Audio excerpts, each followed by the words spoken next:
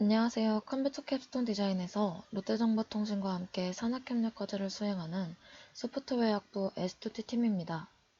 저희가 맡은 과제는 음성인식 플랫폼 스피치-투-텍스트 엔진 개발입니다.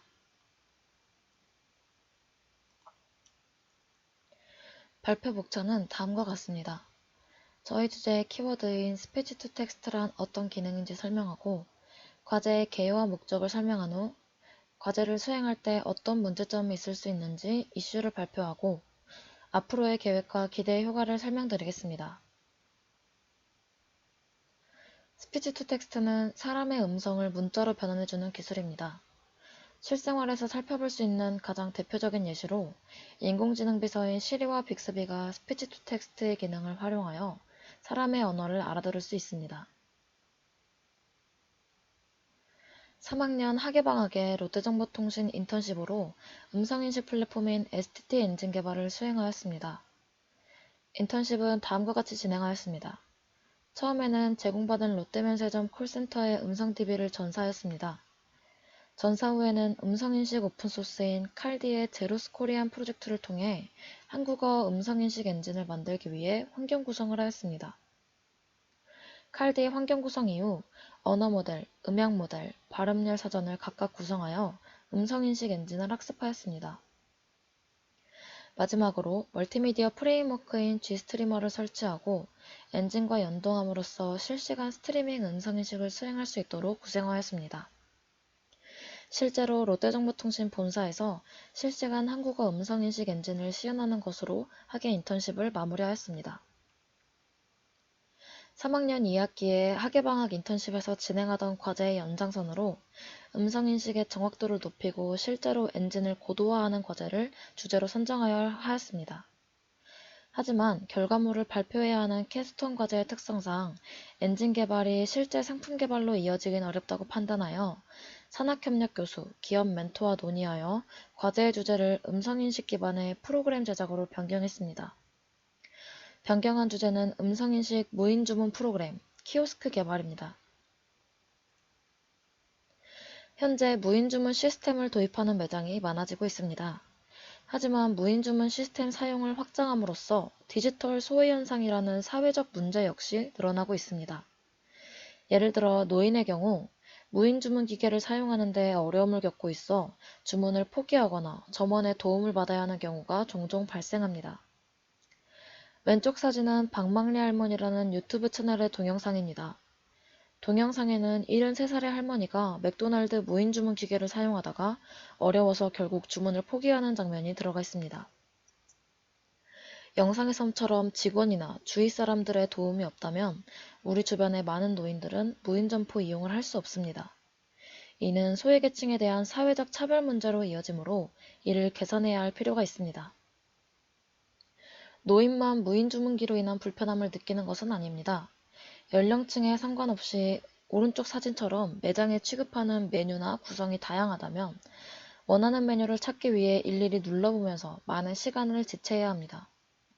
또한 알레르기 유발 식품처럼 재료를 확인해야 하는 경우에는 메뉴 하나하나 상세 정보를 클릭해봐야 알 수 있으므로 이 역시 많은 시간이 지체됩니다.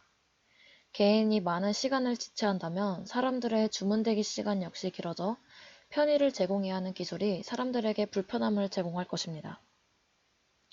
따라서 빠르게 증가하고 있는 무인 주문 매장에 대비하여 불편함을 해소해야 할 필요가 있다고 생각하였습니다.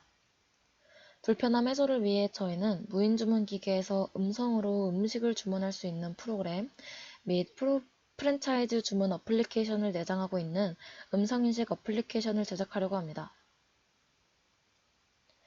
저희는 브레인스토밍 방법을 통해 다양한 아이디어를 생산하였고 교수님과 멘토의 피드백을 받아서 큰 주제를 정하였습니다. 저희는 롯데 계열 식음료 전문점 중 롯데리아에 적용할 수 있는 음성인식 무인 프로그램을 제작할 계획입니다. 기업에서 서비스를 제작하기 위해 가장 먼저 하는 일은 메인 서비스 시나리오를 작성하는 것입니다. 따라서 저희도 프로그램을 사용할 때 발생할 수 있는 시나리오를 먼저 구성하고 해당 시나리오에 알맞게 작동하는 프로그램을 개발합니다.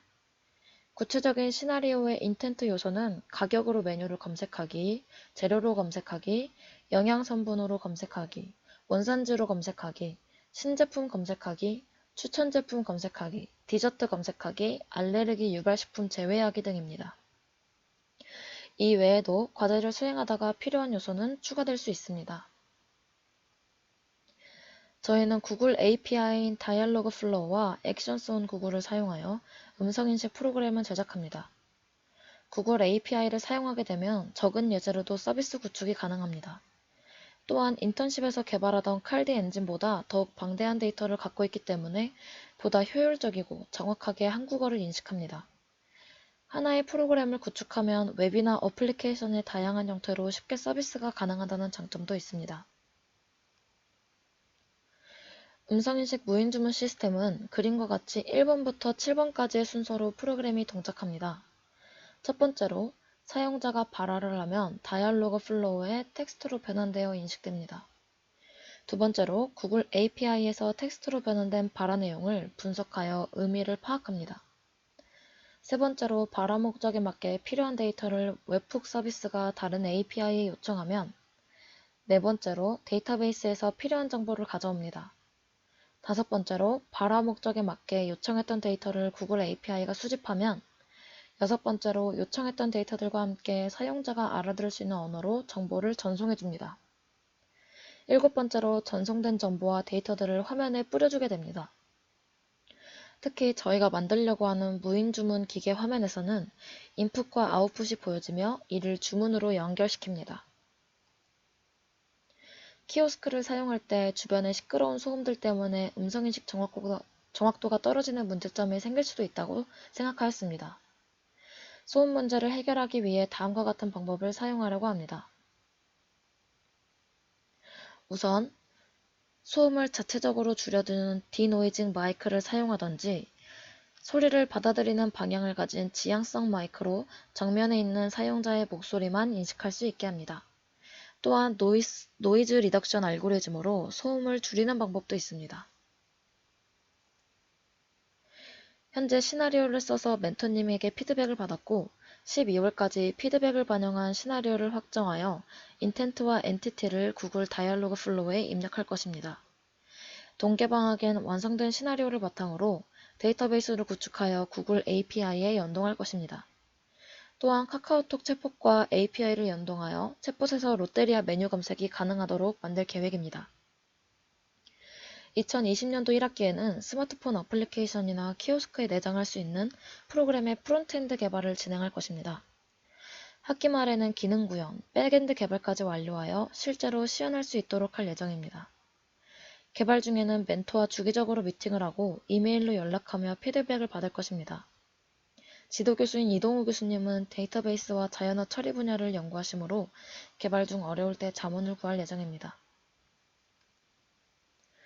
음성인식 키오스크를 개발한다면 첫 번째로 검색 기능으로 기존의 키오스크에서 원하는 메뉴를 찾기 위해 사용했던 시간을 줄일 수 있을 것입니다.